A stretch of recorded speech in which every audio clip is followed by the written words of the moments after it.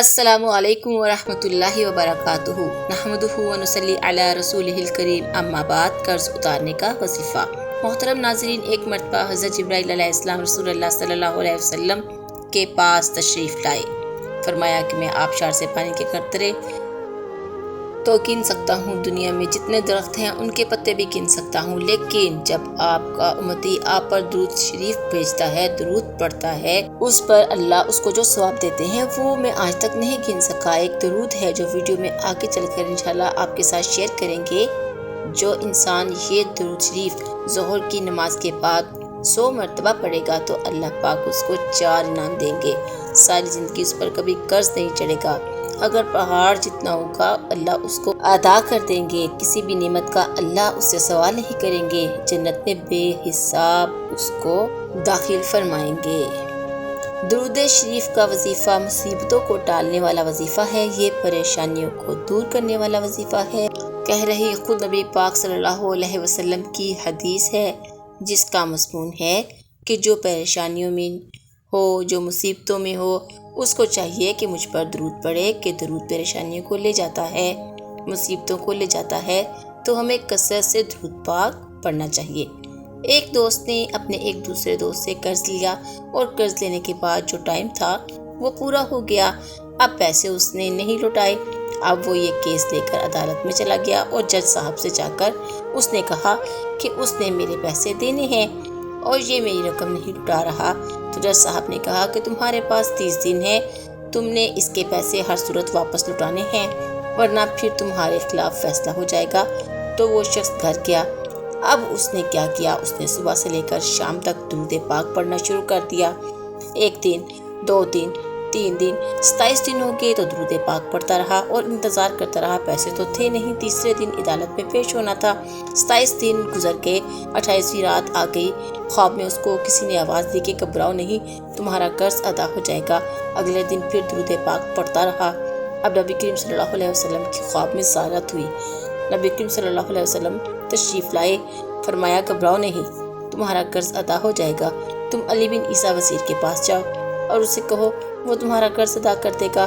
اب جب صبح اٹھا تو بہت خوش ہوا کہ نبی کریم صلی اللہ علیہ وسلم کی زیارت ہوئی، لیکن پھر خیال آیا کہ میں اگر وزیر صاحب کے پاس گیا اور انہوں نے مجھ سے کوئی دلیل یا پروف مانگا کہ میں کیسے مان لوں، تمہیں نبی کریم صلی اللہ علیہ وسلم نے بھیجا ہے، تو اس بات پر تو میرے پاس کوئی دلیل نہیں ہے۔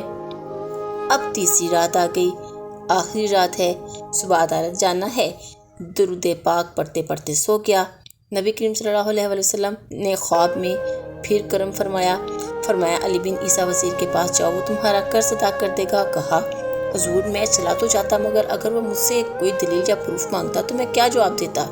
نبی کریم صلی اللہ علیہ وسلم نے فرمایا کہ ایسا کرو، اسے یہ کہنا کہ آپ کا ایک راز ہے جو آپ جانتے ہیں اور اب جانتا ہے، اور وہ راز یہ ہے کہ آپ روزانہ فجر کے بعد 5000 بار درود پاک پڑھتے رہیں، اور جب تک درود پاک مکمل نہیں ہوتے آپ کسی سے بات نہیں کرتے۔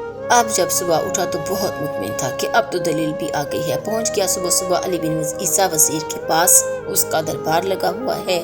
اس نے پیغام بھجوایا کہ میں علی بن عیسیٰ وزیر سے اکیلے میں ملنا چاہتا ہوں۔ پیغام لایا ہوں؟ درباری نے آ کر پوچھا۔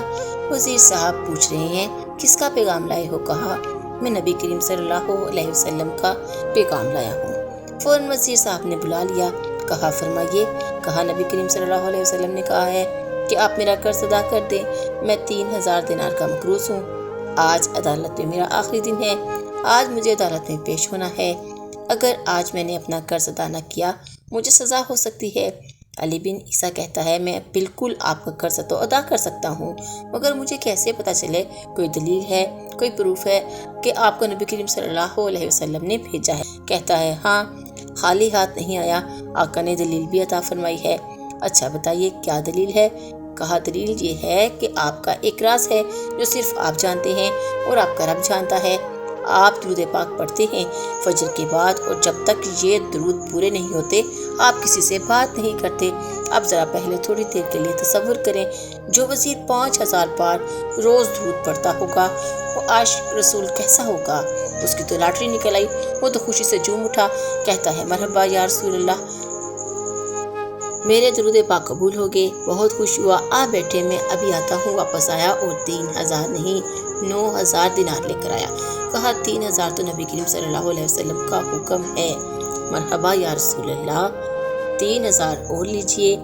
آپ نے اتنی اچھی خبر مجھے سنائی، اتنا پیارا خواب سنایا، آپ کے قدم میرے گھر تک آئے، اور 3000 مزید لے جائیے، اس سے اپنے بچوں کے لیے کوئی کاروبار شروع کیجیے، اور ایک وعدہ بھی کیجیے زندگی میں آئندہ جب بھی آپ کو کوئی ضرورت پڑے گی نا، آپ میرے پاس آئیں گے، میں آپ کا بھائی ہوں۔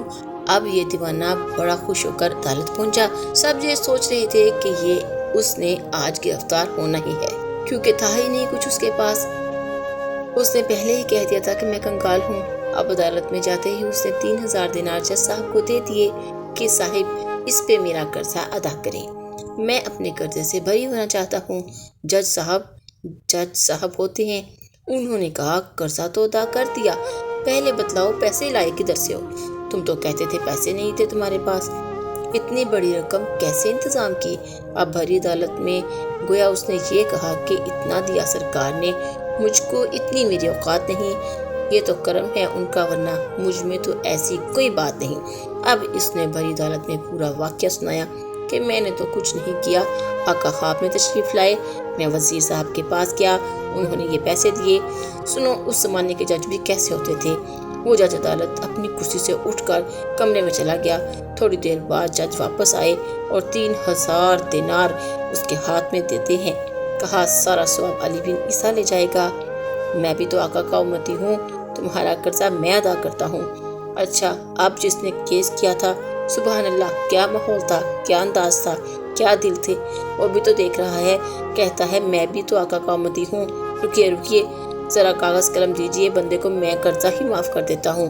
اچھا قرضہ ہو گیا معاف۔ اب جو 3000 جج صاحب نے دیے تھے، وہ بندہ کہتا ہے جج صاحب پیسے واپس لے لیں، میرا تو قرضہ ہی ادا ہو گیا۔ تو جج صاحب کہتے ہیں جو پیسے آقا کے نام پر نکال دیے میں نے واپس نہیں لینے، یہ سارے تم ہی لے جاؤ۔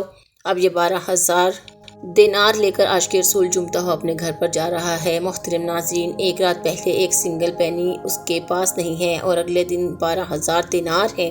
درود پاک وہ وظیفہ ہے جو دل سے پڑھا جائے تو یہ مصیبتوں کو ٹالنے والا وظیفہ ہے، یہ پریشانیوں کو دور کرنے والا وظیفہ ہے، اور یہ میں نہیں کہہ رہا، خود نبی کریم صلی اللہ علیہ وسلم کی حدیث ہے، جس کا مضمون ہے کہ جو پریشانیوں میں ہو، جو مصیبتوں میں ہو، اس کو چاہیے کہ مجھ پر درود پڑھے، کہ درود پریشانیوں کو لے جاتا ہے، مصیبتوں کو لے جاتا ہے، تو ہمیں کثرت سے درود پاک پڑھنا چاہیے۔ محترم ناظرین، ایک درود ہے اللہم صلی علی محمد وعلی آلہ وبارک وسلم۔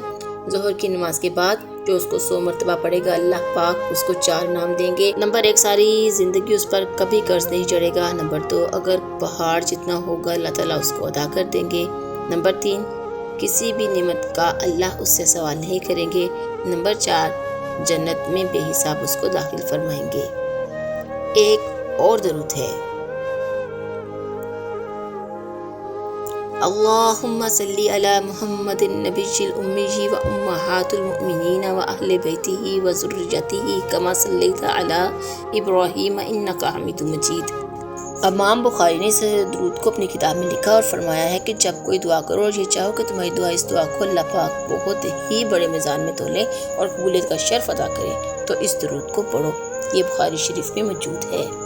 جس نے یہ درود پڑھ لیا، جز اللہ انا محمد صلی اللہ علیہ وسلم ما ہوا اہلہ، اے اللہ جیسے جزا محمد صلی اللہ علیہ وسلم کی شایان شان ہے وہ تو ان کو عطا فرما۔ جز اللہ انا محمد صلی اللہ علیہ وسلم ما ہوا اہلہ، 2 روایتیں ہیں۔ ایک دعا پڑھنے پر ملائکہ 70 سال اس کا ثواب لکھتے رہیں گے اور لکھتے لکھتے تھک جائیں گے۔ دوسری روایت ہے کہ 1000 ملائکہ اس ثواب کو 70 سال تک لکھتے رہیں گے، لکھتے لکھتے تھک جائیں گے، اس کا ثواب ختم نہیں ہوگا۔